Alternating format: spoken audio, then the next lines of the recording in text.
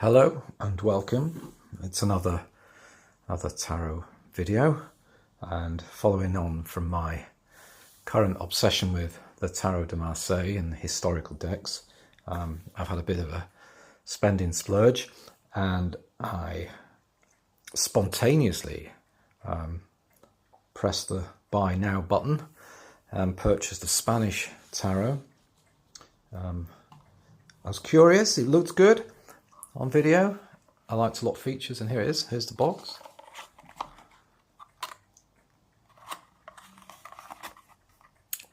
Published by Fournier in northern Spain. There's a design. It's a usual tuck box. It's the modern printing from 2021. Now, people that have the older decks believe that's a better print run. And the issue is well, I don't think it's minor. Anyway, we'll see in a minute. So there's the details. The instructions are written by Stuart Kaplan in English. I don't know if that was translated into the other languages from his, or he just did the English one. Here we go. So it's based on the Tarot Clásico from 1736. There we go. Okay. In the box is the usual little white book, which folds out like so. I think the first language is probably Spanish. Yeah, of course. And here's the English. And I have to say, the white book is pretty atrocious. There are some interesting ideas in this, and a lot of problems with it. First of all, the meanings are for Rider-Waite-Smith esoteric tradition, as far as I can see. The tarot spread, the only one he gives is a form of Celtic cross reading, which I don't use because I think this is just too complicated and unnecessary, and some very weird typos and translations in there, like the carb is ahead of you. It shows the future. This carb shows what you fear most. It represents all the negative aspects fear. Somebody hasn't checked this. But I did like the bit at the start of the English part. I don't know if it's the same in the other languages. It says it's mostly used for fortune telling, meditation, and practice of magical rites. It is also a very effective agent in psychotherapy and as help and advisor in psychological matters in general. I like that. And then it gives a little history which is totally inaccurate because it thinks this from the gypsies and linked to a secret path underneath the pyramid and through the Sphinx with some temple of initiation, which has never been found and probably never will be because it probably doesn't exist. But that's been repeated for over 150 years now, and still we're no closer. And then there's an interesting quote here at the end of the description. As the American expert Eden Gray says, "The magic is in the cards. Whatever you achieve with them, it is your image in the mirror of self-accomplishment." Well, I had to read that several times, thinking, well, it all sounds quite impressive, but when you actually analyse it, it's meaningless gibberish, in my opinion. It doesn't mean a thing. That's absolute nonsense, and a shame to finish with that. Anyway, so that doesn't give a very good first impression. Very, very poor little white book. So that's the negative. I'll start with another negative, and then we'll get on to the positives. So I'll put that away. Right. So, the first card is the Fool. Now, this comes to my first negative, this and the Magician. Now, the faces on many of them are kind of a weird orange colour. I knew that. I'd seen this in other videos, so that's not a surprise. And I thought, well, can I live with that? Especially as I'd seen the older print runs where the skin tones are a little more natural. But they do vary, but actually it's not as bad as I thought. I suppose perhaps they're going for a sort of a neutrality, although there is no race on earth that has orange skin, apart from those that have been in a sunbed for too long. But I suppose it won't alienate people so much. It's a weird kind of, rather than completely white faces, it gives you a bit of a change from that. And also another interesting thing, which I didn't notice until later on, is everybody seems to have blonde hair, which is a bit curious for a Spanish tarot, which is based on a French, well, it's actually based on an Italian Piedmont Lombardy card deck, which is probably derived from Tarot de Marseille in France. And yeah, a bit strange that everybody has blonde hair, but you know, there are blonde people in Italy, France and Spain, so you know, but just for balance sake, they could have addressed that, I think. Right, so let's go through the cards. Oh, before I do, the cards, actually, the feel of the cards is lovely. It's got a nice spring, it slides, they're smaller than the standard tarot deck. This will be my comparison deck, which is kind of almost the most commercial and modern traditional Tarot de Marseille. It's been superseded because now there are facsimiles and updated and corrected Tarot de Marseilles that have come out in recent years. But this was from the 1930s, Paul Marteau's interpretation, and things didn't change much with this until fairly recently. So I'll use that as the standard, but you can see here, do the deck packs, it's smaller, it's narrower, it's shorter, the corners not quite surrounded. The backs are very nice though. I do like the backs, but I do like the backs on the Paul Marteau deck as well. So here we go. The Fool, El Loco, El Macho. So we see at the top we have the English translation, the Spanish at the bottom. This goes throughout the deck except in court cards. Okay, I'll just move that to one side slightly. The High Priestess. Interesting, not the Papess, the High Priestess. Bit of a strange choice. I can just about cope with that. No Triple Crown.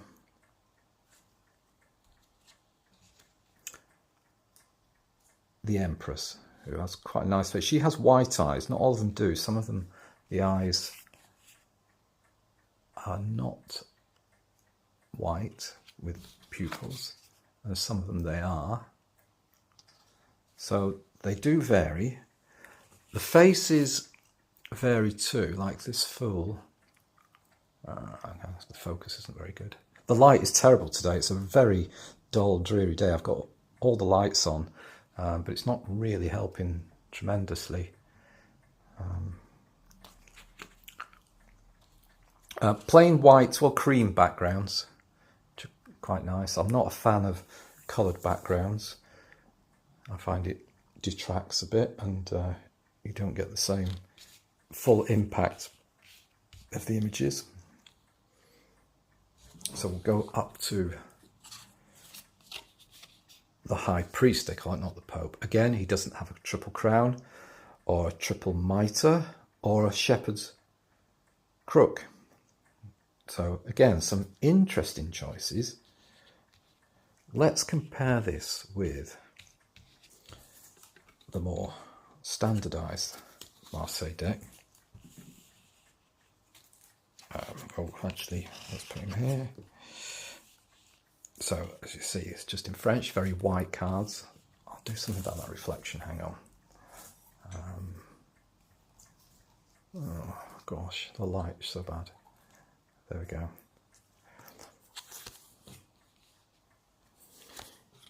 Yeah, so you can immediately see the differences here. And let's just get the Fool from this deck here as well. Now, I know some people will already know about this, but there are basically two types of Marseille decks. There's the type 1 and type 2. The one you see above is a Type 2 deck, Nicholas Convair deck. And the Spanish Tarot is a curious mixture of 1 and 2. And I'll try and point out, if I can remember exactly what those differences are, I shall try and point them out as we go along. They're not major for the most part, but in a few instances they are quite significant. Right, so let's get these gathered, and they feel so good in the hand. I know people that have this deck absolutely love it. It's a very well loved deck by people that have got, you know, huge collections, and they still say that is the Spanish Tarot is the one they turn to as their default deck, despite the changes and it not being completely traditional. Sorry about this light, it's just awful. Okay, so we've got Lovers. Here we don't have a blindfolded Cupid, which we'd have in a Type 1 deck, and he's coming from the left.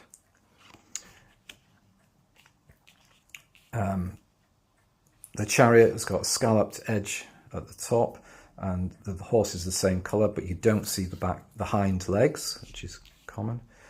Justice, she's leaning slightly on her scales. The Hermit, again, this orange skin thing. The light is very bad, but I can show you in good normal light. The colours are quite attractive. I wasn't sure at first. I thought, oh, this is quite different, but I've only had it a few days, and I'm really liking the colours, actually.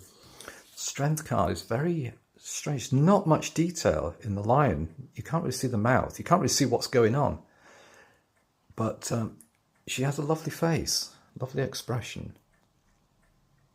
And she's got the figure of 8 hat as the magician does, or the battleur. Let's have a look at the standard deck. So see, not too different here.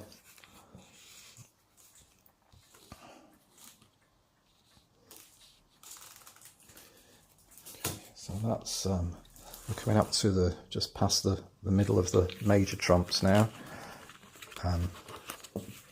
If you want to see them closer, obviously pause at the appropriate moments. So I go to the Hanged Man, Death, Temperance, the Devil, the Tower, and the Star. And let's compare this with this one. Hanged Man, Death, Temperance, Devil, the Tower, and the Star. Okay, so fairly quickly, the Hanged Man, the interesting thing is his hands are in this position, not behind his back. Turn him around. I think he's sticking his tongue out. That, I think, is a Type 1 feature. Death is scything in this direction. It varies from deck to deck. It generally signifies dealing with the past when it's going this way. Anything going that way tends to be in the future. Otherwise, fairly similar. It's a coloured skeleton. Certain bones are in different colours. Temperance doesn't have blue hair. That's about the only thing to point out. The Devil wears like little Speedo swimming trunks and has the image of the devil on its face as well, which is also a typically Type 1 feature of Marseille Tarot. The Tower is very unusual. It has this kind of, rather than flames, it has kind of this giant leaf coming out or falling down. I'm not sure. It's a very strange choice of symbol, which I've never seen in any other. And in the background, it appears to be a lake or the sea in the background. So that's quite an unusual type. I'm not sure that's even Type 1. That's just completely different. And the Star, she's fairly standard again, a bit orange. Got blonde hair rather than blue hair. Still have the bird on the tree and the same number of stars as the type 2 would normally have. Let's go with these. I'm making a real mess here, but I'll have to sort that out later. So now have the moon, the sun, judgment, the world. And here we have the moon, the sun, judgment, and the world. Okay, so here we have pretty standard moon, except we've got a type 1 moon with the full face of the moon facing towards us, whereas in the type 2 it's usually the crescent moon facing to the side, which slightly changes the meaning. The sun card is kind of cool. I mean, that face, it looks a bit like Salvador Dali. Very interesting with his whiskers. So we have a blue sun, a very interesting choice. And I can't make out if the children have clothes on or not. It's like a bodysuit, or it's just a red neckband or something. Very odd, that one. And judgment.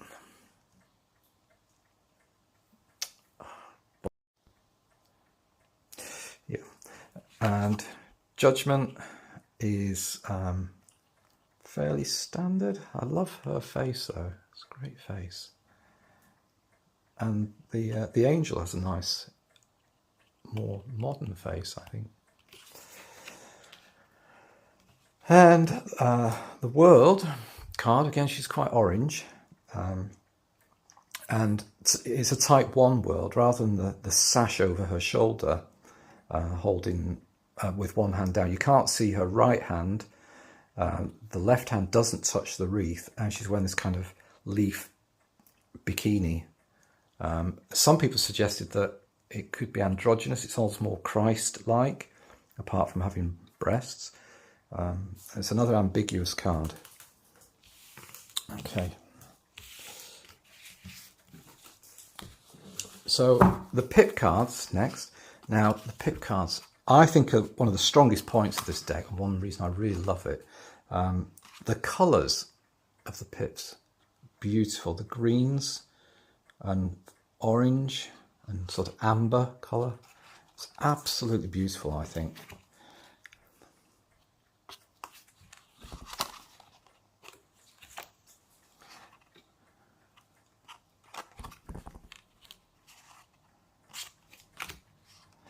We've got Roman numerals at the side and at the bottom, so you can read reversals if you want to.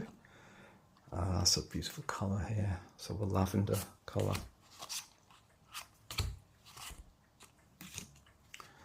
The court cards are much simpler than I'm used to, but lovely, nice faces, real lovely characters. I think this is a card that has hidden depths. At first you think, oh, that's quite a change, I'm not sure about that. But the more you look at it, it kind of grows on you. He looks like a she to me, but very, very attractive. And I love the horses, which are anatomically not particularly correct. They're kind of idealised, but they're very full of character, very attractive.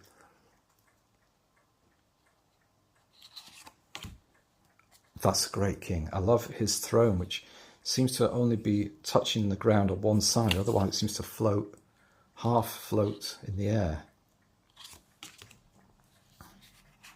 The cups with our, I think, a male and female dolphin. So it's meant to be an ancient dolphin. It doesn't look like it to us, but it is. Again, lovely colours on the cups, all of them kind of individual looking.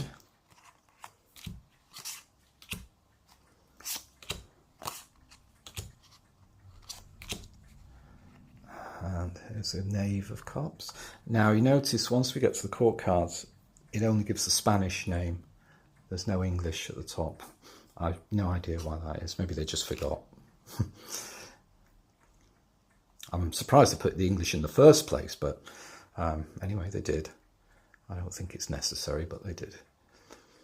Now, interesting thing about artistically with these, unlike actually this one is similar. The more modern restorations, where you get these lines to denote contours and depth and shadow, they're often very regular and a bit too straight. Here they've got nice curves and they slightly taper, and they're a little less regular in pattern, which I really like. It gives it a more realistic, also kind of. It gives a softer look to the design. It makes it visually a little more appealing and a less computer graphic like, if you like. And I do like that. And also the colouring is rather than complete block prints of colour that are completely regular. They're not. They're kind of patchy. They've got different depth of colour. And again, it makes it visually a little more appealing. She's got a very sad, worried expression. I could give you an interesting way of reading that card.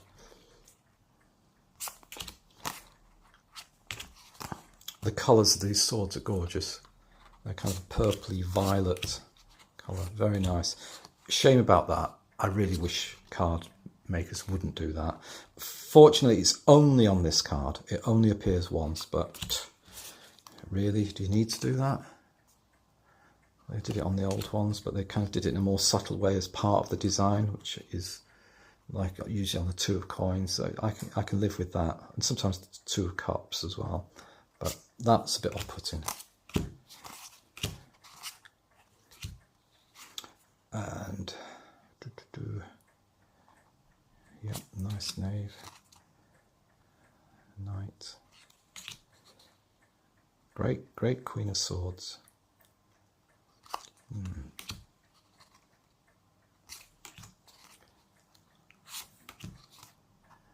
And the batons have this lovely two types of green colouring, which is very attractive. It's very appealing. It's the kind of deck that somebody describes giving you a kind of a warm, fuzzy feeling, and I know what they mean. There's nothing scary or pretentious or dark or overly mechanical looking. It's just a nice, pleasant looking deck with interesting, quirky faces and animals and some odd symbol choices which lend themselves to different interpretations to the ones you're more familiar with, and that's quite nice. It makes sure you look at the cards rather than just saying, oh, Queen of Cups means blah blah blah. You look at that. You have to look at the characters because it's slightly unexpected. And that's the last one. So there you go. Spanish Tarot. I'm really looking forward to actually reading with these cards. So I thought I'd do it now while they're all in order, because I think these are going to get very well used and well shuffled. And if I do another presentation with them, I'd have to sort all that out, which I don't really want to do too often. I've got another Marseille deck coming soon. I did order it for last week, but it didn't appear and I've been refunded. So I'm awaiting from a different company now for the same deck. And I'm quite excited about that one. I've seen pictures of that. It's a much more standard looking deck, more traditional looking, although it is a restoration, a modern restoration, but I think it's been done particularly well, and we'll see what that one's like. That one's coming from Paris.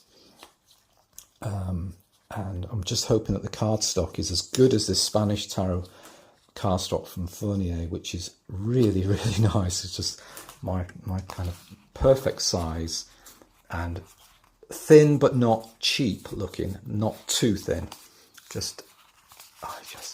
It handles really well. I think you could shuffle this, you could riffle shuffle this quickly and easily, and if you're doing lots of readings you could get a really good shuffle with this. I just hope it lasts well. People that have had this deck for years use it a lot. It's not one of those to sit on your shelves and just show off to your friends or collect. It's one that does get used, and I think they say it holds up pretty well. It's lasting well, so all good on that one. And I'll let you know in the future, hopefully, how good it is for reading. I think it might be a very good deck indeed. Okay, and until the next time, bye for now.